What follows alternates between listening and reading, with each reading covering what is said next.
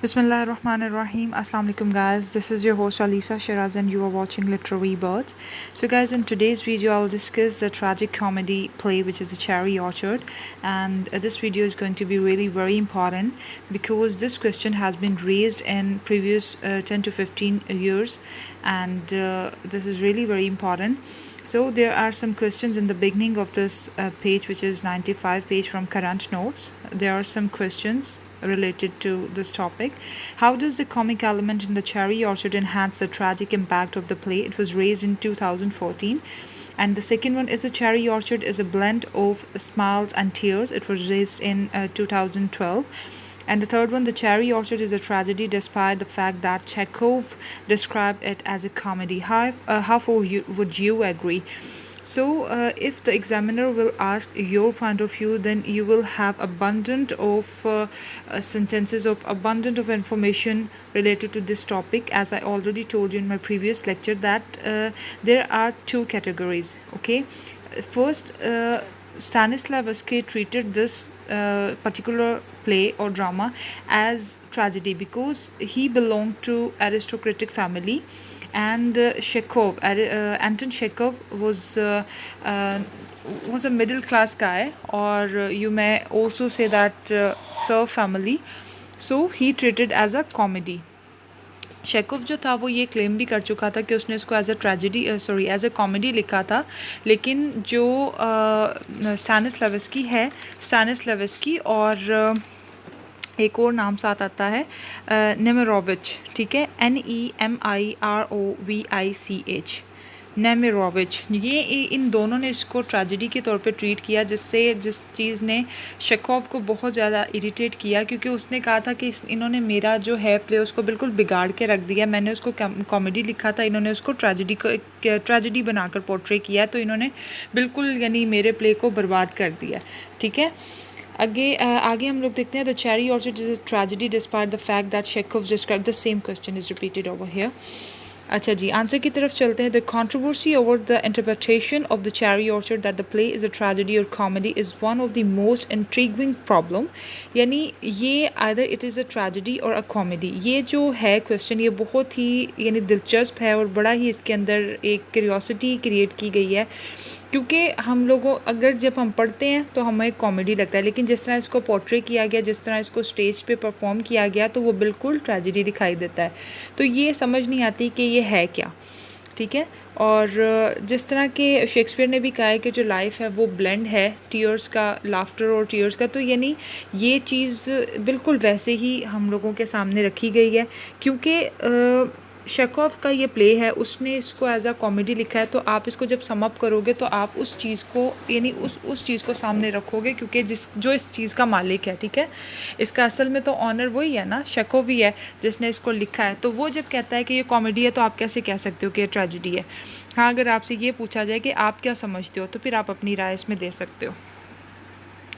आगे देखते हैं। Actually the use of the tragedy and the comedy in the play are very inextricably blended by शेकोव।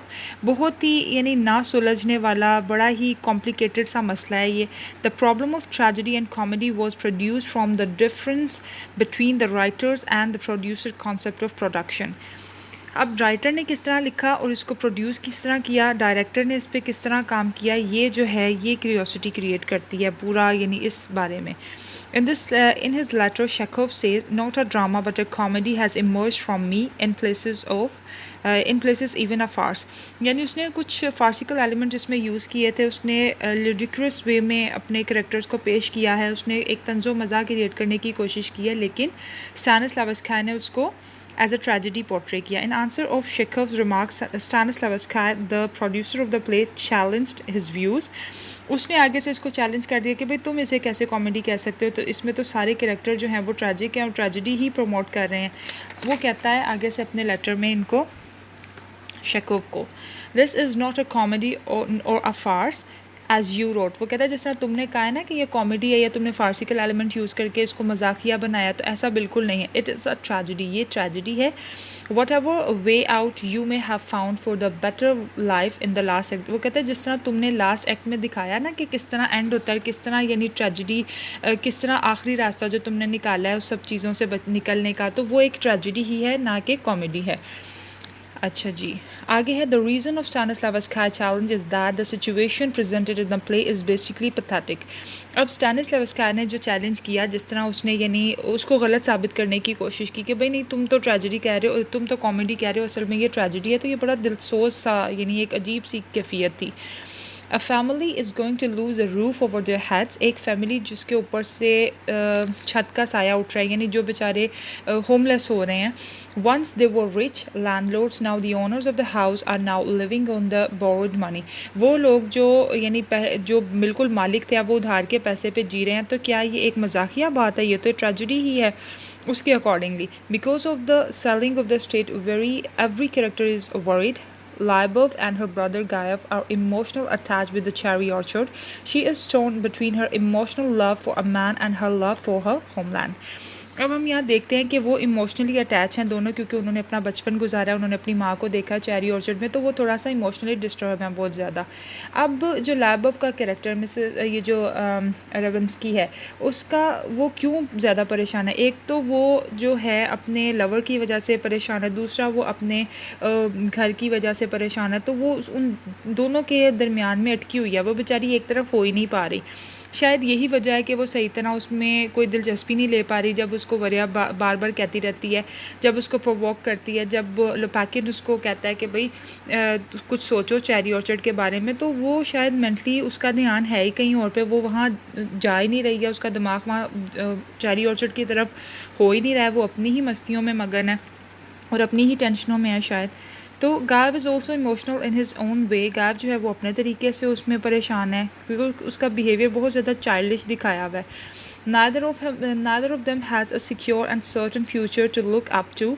अब देखें ये कितनी पैथेटिक सिचुएशन है कि जिस तरह फ्यूडलिज्म के बाद हम देखते हैं जब कैपिटलिज्म आया, तो इस तरह उसने दोनों चीज़ों को दिखाया है. ना सिर्फ जो थे जो सर्फ थे उनके लिए परेशानी थी, बल्कि ये लोग भी परेशान हो गए थे, क्योंकि इन्होंने ये भी अपनी लाइफ में इतने मस्त थे, जितनी भी एलीट क्लास थी या जितने भी एरिस्टोक्रेटिक फैमिली के मेम्बर थे, उन्होंने अपनी यानी बस पैसा उड़ाया, उन्होंने कोई सिक्योर नहीं किया अपना फ्यूचर. तो जब एकदम से हुकूमत बदलती है, यानी जब से एकदम से रूल्स चेंज होते हैं, तो वो भी सड़क पे आ जाते हैं, जिस तरह के सर्फ जो हैं वो सड़क पे आ जाते हैं. यानी उसने इस तरह इन अ पैथेटिक वे आपको दिखाया कि किस तरह इक्वलिटी आई थी उस टाइम पे. अच्छा जी, आगे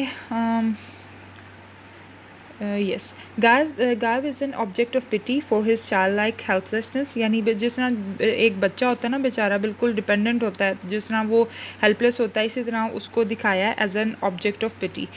Or through these pathetic conditions of the main characters are very tragic, yet we cannot neglect a lot of humorous and farcical situations. Chekhov himself was a superb humorist and he consciously used the theme humorously. अब मैंने आपको ये भी बताया था कि शेकोव जो है ना, उसको बहुत ही ज़बरदस्त तरीके से लोग जो थे वो ह्यूमरिस्ट कहते थे, क्योंकि वो बहुत ही ज़बरदस्त तरीके से जो थी ना कॉमेडी को लिखता था. और लोग कहते थे कि अगर तो कॉमेडी आपको लिखवानी है ना, अगर तो आपको कॉमेडी देखनी है, तो फिर शेकोव से अच्छा जो है कोई भी इंसान नहीं है. यानी उसको बेस्ट कॉमेडियन माना जाता था या बेस्ट ह्यूमरिस्ट माना जाता था, जो ज़बरदस्त तरीके से तंज़ो मज़ाक का काम जो था वो लिख सकता था. आगे देखते हैं, he himself declared that the play was a comedy, even a vaudeville in spite of its pathetic situations and some of the characters. vaudeville कहते हैं यानी तमाशा करने वाले या यानी तमाशा कौन. अब वो कहता है, उसने तो ये खुद डिक्लेयर किया है कि जो मेरी कॉमेडी है वो ऐसे यानी कुछ जिस तरह बीच में कोई तमाशे ही हो रहे हैं, कुछ समझ नहीं आ रही, कुछ यानी एक सीरियस सिचुएशन में आप बिल्कुल यानी अपनी नेग्लिजेंस दिखा रहे हो. कुछ जो गायब है और जो लाइबोव है वो यानी उनका एक जो है यानी उनकी जो भी जमा पूंजी है या जो भी उनका चेरी ऑर्चर्ड है, जो उनका फ्यूचर था, वो ही बर्बाद होने जा रहा है. वो फिर अपनी ही बातों में मगन है, अपनी पार्टीज़ में मगन है. उनको कोई होश ही नहीं है कि हम लोग किस तरह अपना फ्यूचर सिक्योर करें या किस तरह अपने बच्चों के लिए जो है वो यानी सेव करें आने वाला कल. तो For example, the love affairs of Lyubov is pathetic, but in essence it is ludicrous. असल में तो वो जो उसका है लाइबव का जो यानी लव अफेयर है वो तो बड़ा यानी दुख के काबिल है बेचारा, यानी कितना उसके साथ बुरा हुआ, उसने कितने अच्छे से उसकी खिदमत की, कितना उसको प्यार किया, लेकिन उसने उसको धोखा दिया। तो वो कहता है दर हकीकत ये भी हमें मुसीका खेजी लगता है, ये ludicrous सा लगता है। So is Yepikhodov's love for Dunyasha. अब यानी ये जो पैराग्राफ है ना इसमें वो आपको बताएगा कि किस तरह जो ludicrous एलिमेंट हैं यानी जो कुछ सीन्स हैं वो किस तरह आपको बताते हैं कि ये अजीबो गरीब सा तंजो मज़ा हो रहा है या मजाकिया या अजीबो गरीब सी सिचुएशन है। So, Yapikodov's love for Dunyasha, Dunyasha's her lover for Yasha. अब जो यापिकोडोव है वो दुनियाशा को प्यार करता है, आगे से दुनियाशा जो है वो याशा को प्यार करती है। पिस्चिक्स फ्लटरी टू लाबव, जो पिस्चिक है जो उनका नेबर है वो उसको बटरिंग करता रहता है, लाबव को मक्खन लगाता रहता है। और his style of beginning admiration of Trofimov's high thinking, ignoring her need of his passionate love.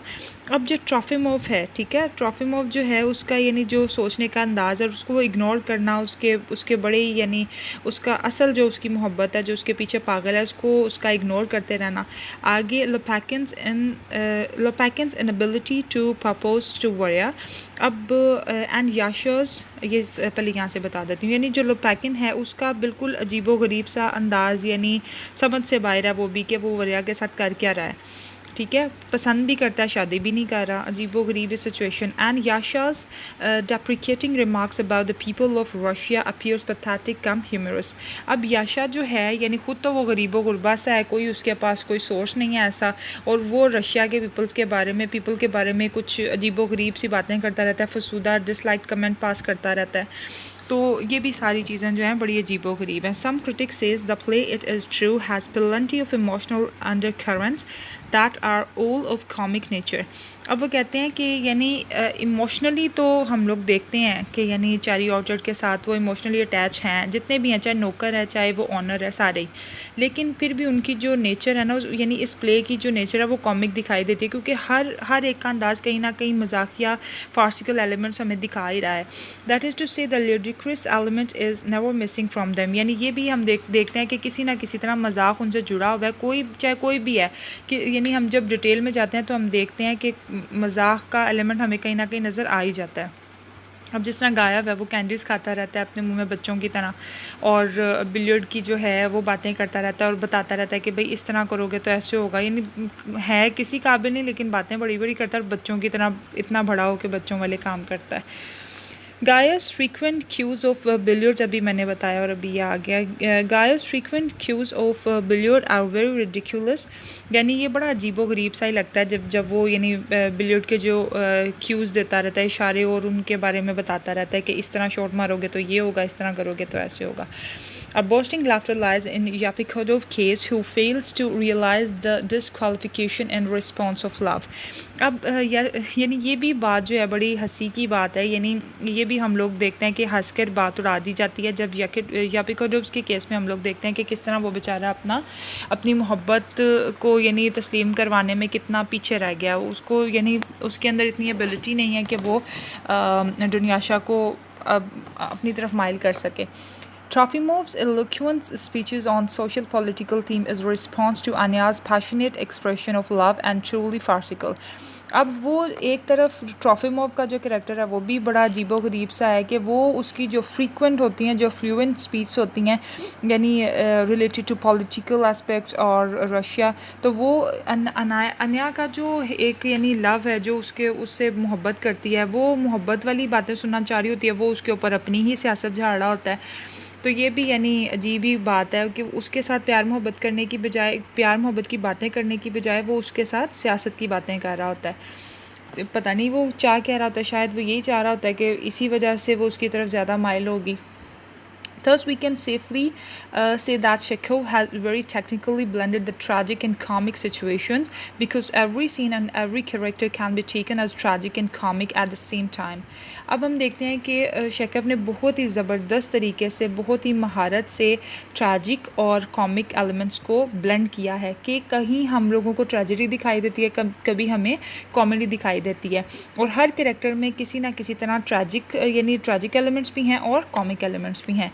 और Lyubov, Gayev and Lopakhin are both tragic and comic, यानी तीनों कैरेक्टर्स दो एरिस्टोक्रेटिक फैमिली से हैं, एक बिल्कुल लॉयर क्लास से है, लेकिन दोनों में हमें ट्रेजिडी और कॉमेडी दिखाई देती है, तीनों में. As a critic says the cherry orchard in fact conforms entirely to Aristotle's definition of comedy as an imitation of characters of a lawyer type who are not bad in themselves but whose faults causes themselves ludicrous. अब वो कहते हैं, ये बहुत important quotation है, sorry guys इस page पे हैं हम, ये बहुत इंपॉर्टेंट कोटेशन है क्योंकि इसके अंदर उसने एरिस्टोटलियन टेक्निक का जिक्र किया है कि उन्होंने एरिस्टोटल ने जिस तरह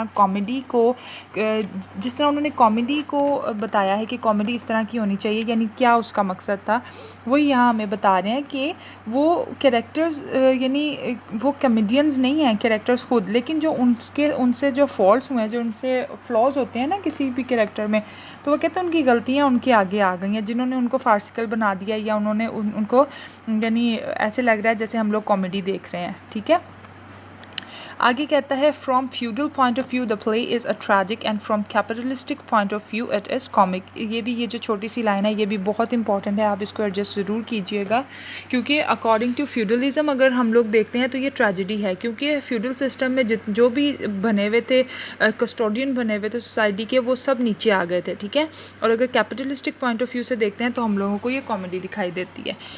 क्योंकि कैपिटलिज़म में इक्वलिटी आ गई थी ना, सारे बराबर हो गए थे, तो वहाँ हम लोगों को ऐसे हंसी आती है कि यार कहाँ से कहते हैं ना आसमान से गिरा खजूर में अटका, वो वाला सीन हो गया था.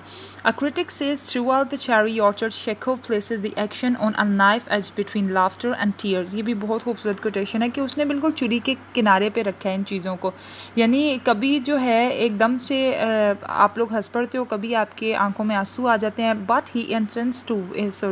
but he intends to wait on the side of the comic, not against it. लेकिन जो उसका अपना जो यानी जो जहाँ भार ज़्यादा जाता है ना, तो वो चीज़ जो है यानी कॉमेडी की तरफ ज़्यादा क्रिटिक्स का ध्यान गया है, नोट अगेंस्ट इट, बल्कि इसके अगेंस्ट नहीं गया.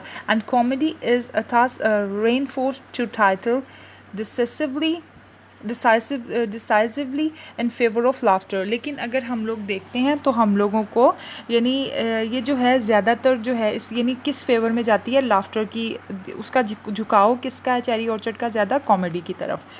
आगे हम लोग देखते हैं to Stanislavski the play was a tragedy because the sale of the cherry orchard symbolises the old order and the passing away of the old order is very tragic.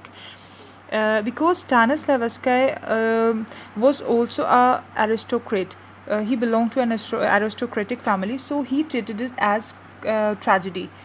तो उसके लिए ये जो एक बदलाव था, ये जो सोशल सिस्टम का जो चेंज था, ये जो फ्यूडलिज़म का ख़त्म होना था, उसके लिए कोई एक यानी कोई कॉमेडी नहीं थी, उसके लिए ये बड़ा सीरियस मसला था, क्योंकि वो भी तो एक अमीर बंदा जब गरीब होता है तो उसके लिए तो वो ट्रेजेडी ही, उसके लिए तो ट्रेजेडी ही होगी ना, उसको कॉमेडी तो नहीं लगेगी ना, तो इसलिए Stanislavski treated it as tragedy.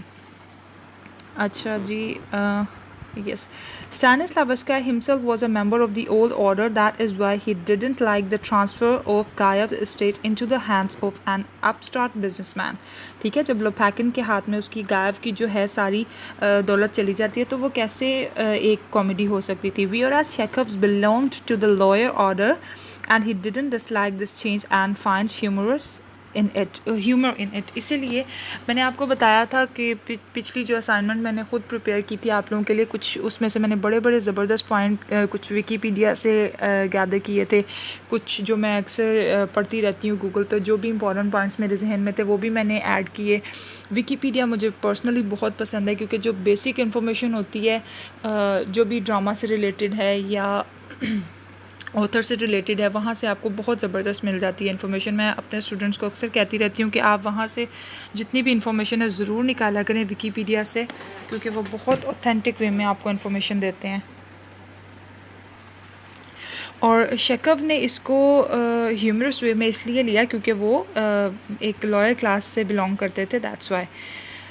Summing up the discussion, it may be said that there are arguments on either side, but the writer's word counts more than what the critic and producer say.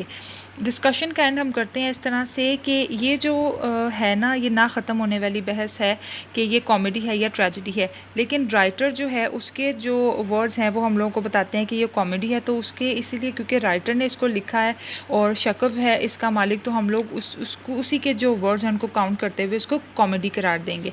Since Chekhov called play a comedy, the conclusion should certainly way that way, यानी हमारा जो झुकाव है वो भी शेकव की तरफ होना चाहिए और हमें इसको एज अ कॉमेडी ट्रीट करना चाहिए।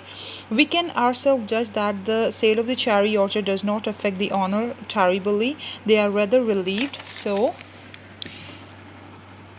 So why should anybody else mourn the loss of precious cherry orchard? Thus, the play is exactly what Chekhov meant it to be a comedy.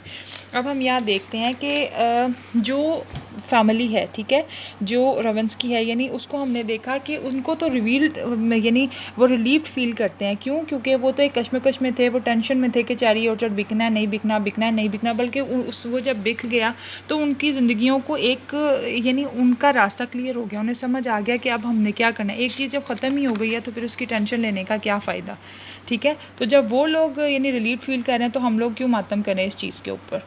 तो अब वो कहता है कि यानी बिल्कुल thus the play is exactly what Chekhov's meant it to be a comedy. तो हम लोगों को ऐसे ही ट्रीट करना चाहिए जैसा कि शेकव ने इसको एज अ कॉमेडी ट्रीट किया। Thank you for watching, guys. In the next video, inshallah, I'll elaborate major techniques used in the play by Anton Chekhov. Thank you for watching once again, and don't forget to like, share and subscribe my channel in order to get more interesting videos, and stay blessed. Have a nice day.